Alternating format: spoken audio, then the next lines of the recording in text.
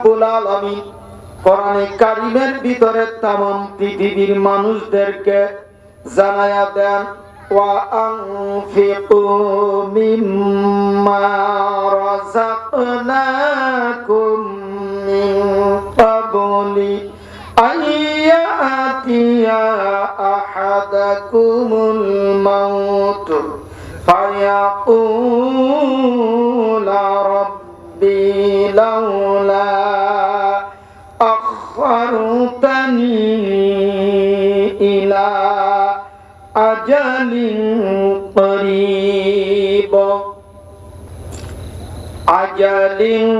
قريب فأصدق وأكن من الصالحين الله أكبر আল্লাহ রাব্বুল আলামিন সূরাতুল মুনাফিকুন আপনার সূরাতুল মুনাফিকুনের 2 নম্বর রুকুর 10 এবং 11 নম্বর আয়াত আল্লাহ পাক জানিয়ে দিচ্ছেন ওয়া আনফিকু মিম্মা রাযাকনাকুম মিন ক্বাবলি আইয়াতিয়া আহাদাকুমুল মাউত আমি তোমাদেরকে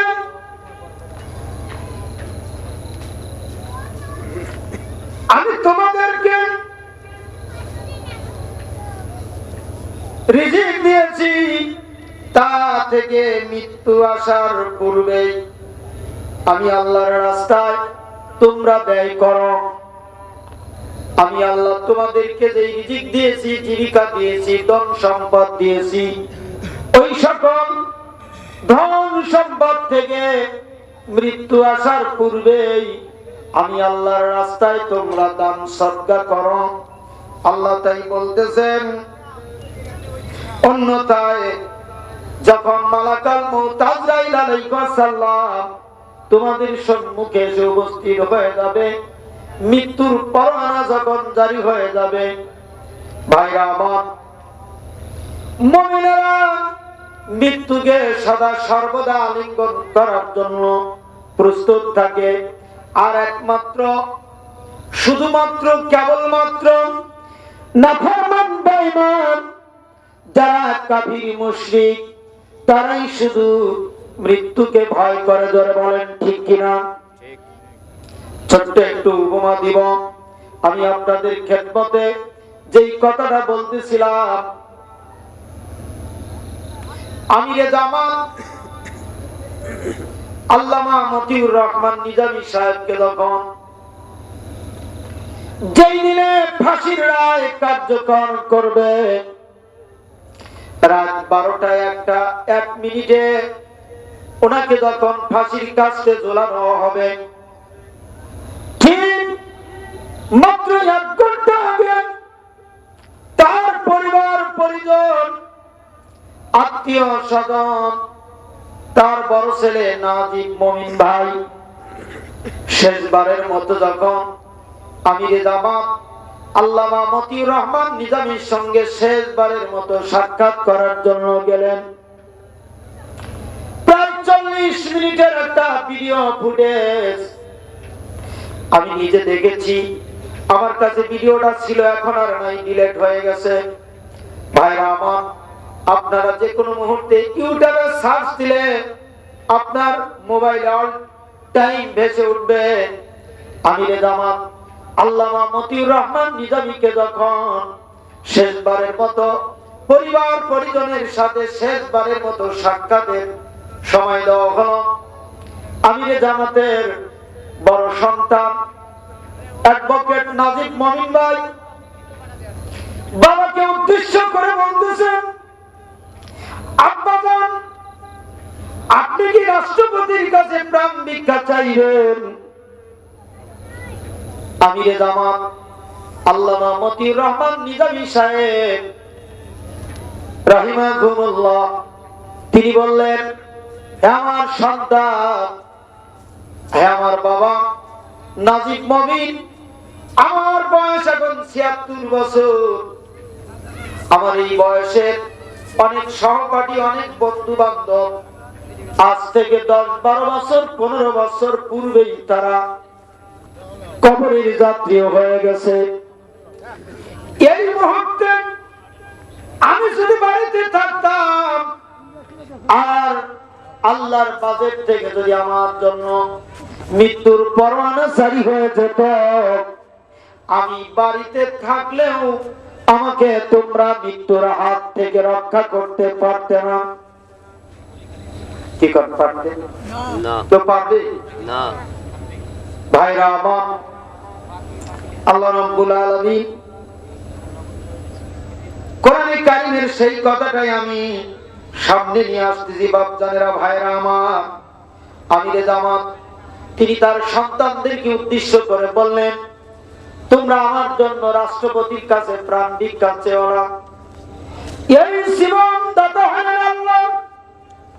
কুল ইন্না সালাতি ওয়া নুসুকি ওয়া মা ইন্না সালাতি ওয়া নুসুকি ওয়া মাহিয়ায়া ওয়া মামাতি লিল্লাহি রাব্বিল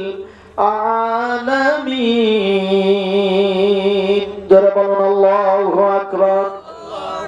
আল্লাহ বলেন, নবী গো আপনি বলুন, নিশ্চয় আমার নামাজ, আমার কুরবানি, আমার হায়াত, আমার মউত, আমার বেঁচে থাকা, আমার মরে যাওয়া, আমার সব কিছু একমাত্র পরওয়ারদিগার মহান রব্বুল আলামিনের জন্য। জোরে বলুন সুবহানাল্লাহ। আমার সন্তানেরা, তোমরা আমাকে সম্পূর্ণ কমপ্লিটলি আল্লাহর উপরে সাপোর্ট করে দাও। তোমরা দুনিয়ার কোন মানুষের কাছে আমার জন্য প্রাণ ভিক্ষা চাও না।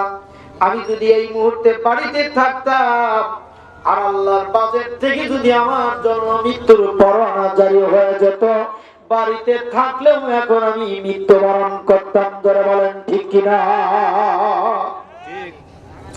আল্লাহ রাব্বুল আলামিন কোরআনে কারীমের মধ্যে তাই বলতেছেন, আহাদুকুমুল মাউতু ফায়াকুলা রাব্বি লাউলা আখখারতানি ইলা আযালিন করিব।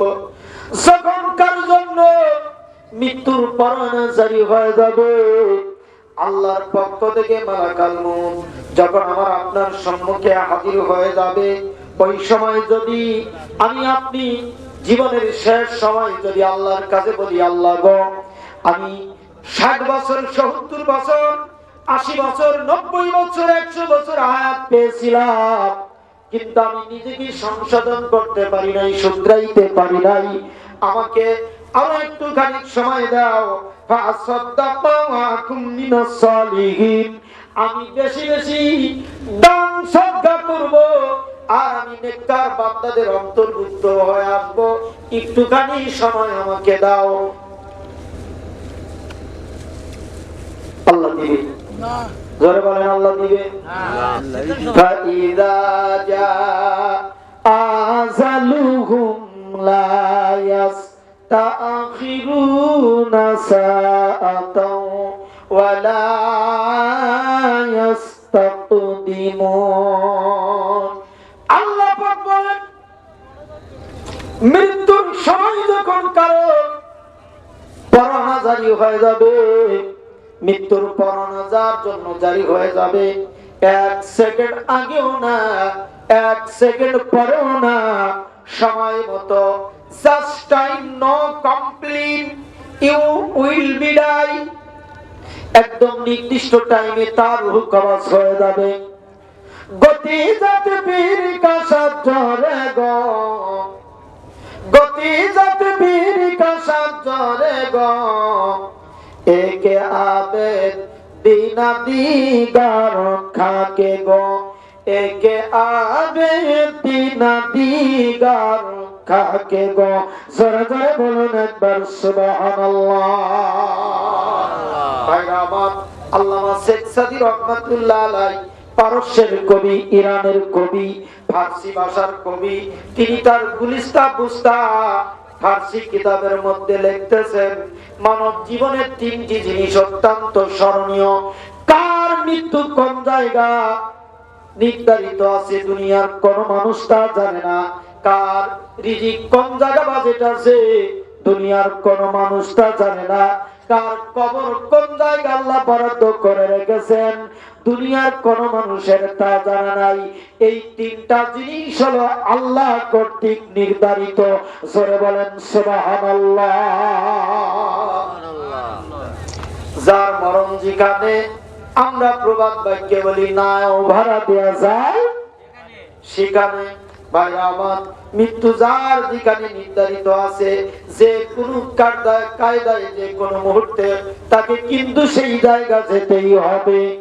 রিজিক যার যেখানে বরাদ্দ আছে আপনি খেতে চাবেন না, কিন্তু আমার আল্লাহ আপনাকে ইচ্ছা করে খাওয়াবে। একজন স্বামী আর স্ত্রী দুইজন ঝগড়া করেছে, ভাত খাবো না, স্ত্রী বলতেছে খাও, বলে খাবো না। দেখি আল্লাহ কিভাবে খাওয়ায়, আল্লাহ কিভাবে খাওয়ায়। ঝগড়া করে স্বামী আর স্ত্রী, ওই লোকটা বাড়ি থেকে বের হয়ে চলে গেছে। বাড়ি থেকে বের হয়ে চলে যাবার পর জঙ্গলের ভিতরে একটা বড় উঁচু গাছের উপরে উঠে বসে আছে। রাত 10টা 11টা 12টা বাজে। স্ত্রী অনেক অনুরোধ করেছে, অনুনয় বিনয় করে ডেকেছে, কিন্তু স্ত্রীর কথা তিনি সাড়া দেন না। হঠাৎ করে ওই গাছের নিচ দিয়া আপনার পুলিশ যাচ্ছে। আপনার পুলিশের একটা